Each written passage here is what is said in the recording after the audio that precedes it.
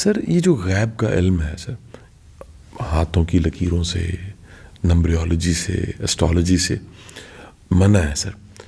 منع ہونے کی حکمت کیا ہے سر؟ اس کے پیچھے دین کیوں انکریج نہیں کرتا؟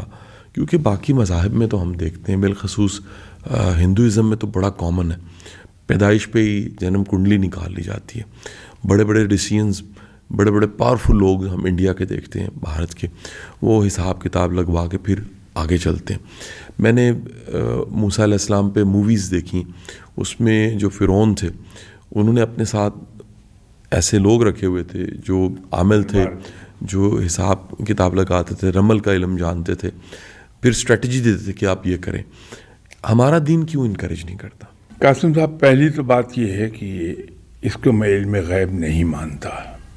یہ ہنڈریڈ آف سینچریز کے تجربات پر بیسڈ کیلکولیشنز ہیں جو انسان نے اپنے کئی سو صدیوں پر محیط تجربے کی بنیاد پر ورک آؤٹ کی کہ جتنے انسان ملے ان کے اندر جو چیزیں کامن تھیں، ان کے جو حالات تھے، اس کو انہوں نے پرنسپل بنا لیا، اور پرنسپل بنا کے پھر وہ لکیروں کو پڑھنے لگے. تو جس کے ہاتھ میں فلاں لکیر فلاں جگہ پر ہے تو اس کے ساتھ یہ واقعات پیش آئیں گے. اسی طرح کئی سو صدیوں پر محیط اسٹڈی ہے، اس سے کیلکولیٹ کر کے اسٹرالوجی کے پرنسپلز وضع کر لیے انسان نے.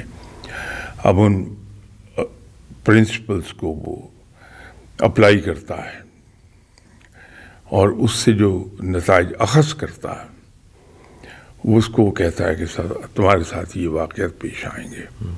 تو میں اس وجہ سے اسے غیب کا علم نہیں مانتا. یہ کیلکولیشنز ہیں اور اس کو میں انڈرمائن بھی نہیں کر رہا.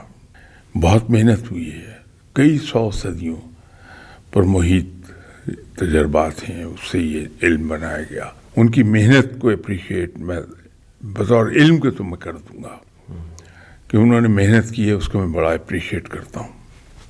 لیکن علم غیب نہیں ہے یہ.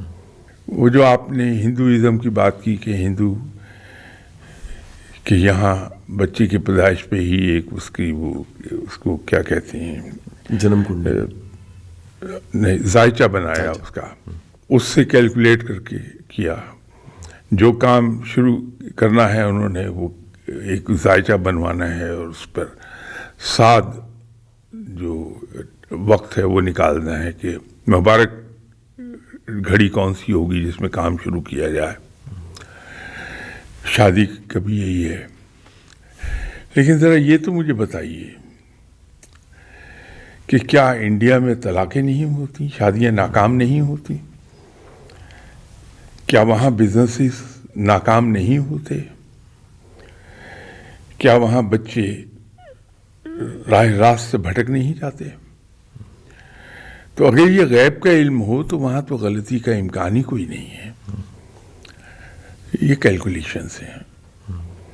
انسانی ذہن، اس کا علم ناقص ہی رہے گا، نامکمل رہے گا. اس سے جنم لینے والی ہر چیز، اس میں کوئی نہ کوئی فلا ضرور ہوتا، فلالیس کبھی نہیں ہو پائے گی. لیکن رب کی طرف سے عطا کی ہوئی چیزیں جو ہیں وہ فلالیس ہوتی ہیں. لیکن جہاں ہیومن برین انوالو ہو جائے گا، جس کو ہم انجینئرنگ میں کہتے ہیں، جہاں ہیومن ایلیمنٹ انوالو ہو جائے وہاں غلطی ضرور ہوگی.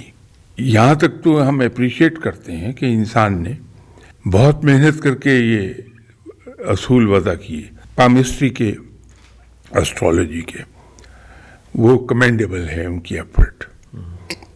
لیکن یہ کہنا کہ وہ علم غیب ہے وہ درست نہیں ہے، کیونکہ انسان وہموں میں بڑی جلدی مبتلا ہو جاتا ہے.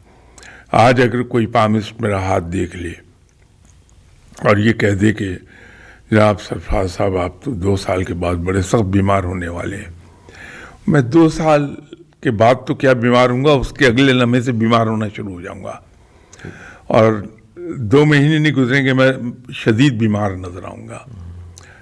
تو اسلام اس لیے منع کرتا ہے کہ ایسی چیزوں کے قریب مت جاؤ. رب بہتر جانتا ہے کیا ہونے والا ہے.